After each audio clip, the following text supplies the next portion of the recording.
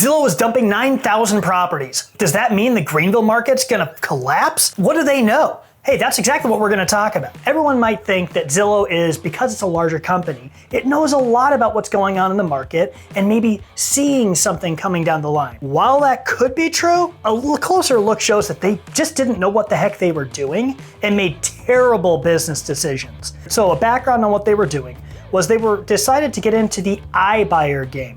iBuyer is people like me, except let's say I wanted to buy a house in California. They called me, I said, yeah, and I buy it and sight unseen, whatever. So they were trying to operate in that capacity and buy those properties, flip them, and then resell them for a profit.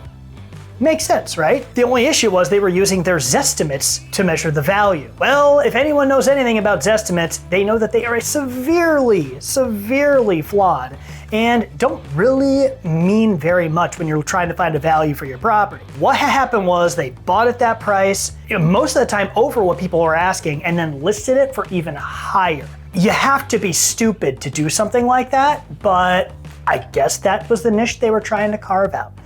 All right, so what's happening now is after looking around in Greenville, I took a look. Very few properties are owned by Zillow in this area. In fact, there's really only 2 properties that have a Zillow loan on them. Didn't know Zillow was actually lending on properties, did you? So one thing I can tell you is that this isn't something where Zillow says, oh my gosh, there's a big crash coming and we need to blow off all our properties.